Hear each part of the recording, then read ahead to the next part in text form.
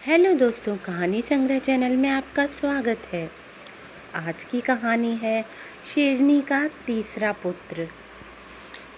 किसी घने जंगल में एक शेर और एक शेरनी साथ रहते थे। वे दोनों एक दूसरे से बहुत प्रेम करते थे। हर दिन दोनों साथ में ही शिकार करने जाते और शिकार को मारकर साथ में बराबर बराबर खाते थे। दोनों के बीच में विश्वास और भरोसा भी खूब था। कुछ समय के बाद ही शेर और शेरनी दो पुत्रों के माता पिता भी बन गए। जब शेरनी ने बच्चों को जन्म दिया तो शेर ने उससे कहा कि अब से तुम शिकार पर मत जाना, घर पर रहकर खुद की और बच्चों की देखभाल करना। मैं अकेले ही सबके लिए शिकार लेकर आऊँगा। शेरनी ने भी शेर की बात मान ली और उस दिन से शेर अकेले ही शिकार के लिए जाने लगा।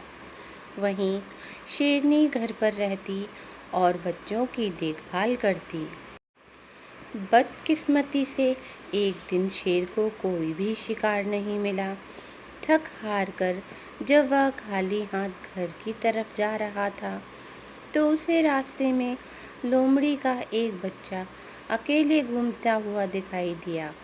उसने सोचा आज उसके पास शेरनी और बच्चों के लिए कोई भोजन नहीं है, तो वह इस लोमड़ी के बच्चे को ही अपना शिकार बनाएगा।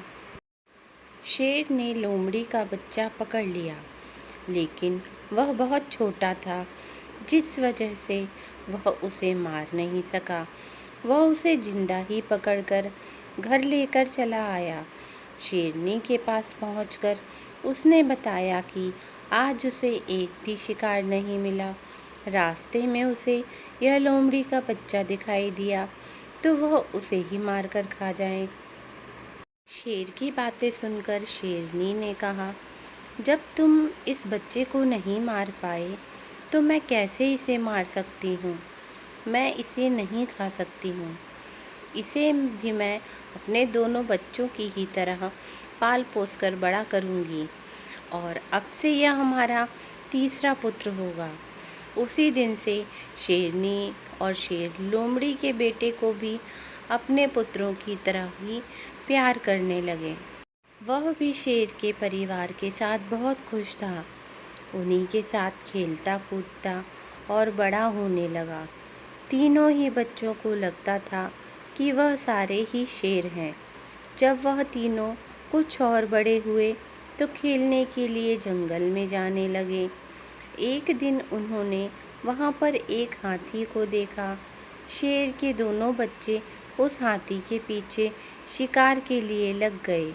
वहीं लोमड़ी का बच्चा डर के मारे उन्हें ऐसा करने से मना कर रहा था। वहीं लोमड़ी का बच्चा डर के मारे उन्हें ऐसा करने से मना कर रहा था, लेकिन शेर के दोनों बच्चों ने लोमड़ी के बच्चे की बात नहीं मानी और हाथी के पीछे लगे रहे और लोमड़ी का बच्चा वापस घर पर शेरनी माँ के पास आ गया। कुछ देर के बाद जब शेरनी के दोनों बच्चे भी वापस आ गए तो उन्होंने जंगल वाली बात अपनी माँ को बताई।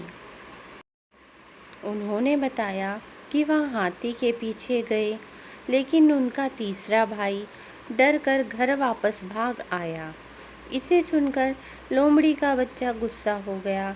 उसने गुस्से में कहा कि तुम दोनों जो खुद को बहुत बहादुर बता रहे हो, मैं तुम दोनों को पटक कर ज़मीन पर गिरा सकता हूँ। लोमड़ी की बच्चे की बात सुनकर शेरनी ने उसे समझाया कि उसे अपने भाइयों से इस तरह की बात नहीं करनी चाहिए। उसके भाई झूठ नहीं बोल रहे, बल्कि वे दोनों सच ही बता रहे हैं। शेरनी की बात भी लोमड़ी के बच्चे को अच्छी नहीं लगी। गुस्से में उसने कहा, तो क्या आपको भी लगता है कि मैं डरपोक हूँ और हाथी को देखकर डर गया था। लोमड़ी के बच्चे की इस बात को सुनकर शेरनी उसे अकेले में ले गई और उसे लोमड़ी होने का सच बताया। हमने तुम्हें भी अपने दोनों बच्चों की तरह ही बड़ा किया है।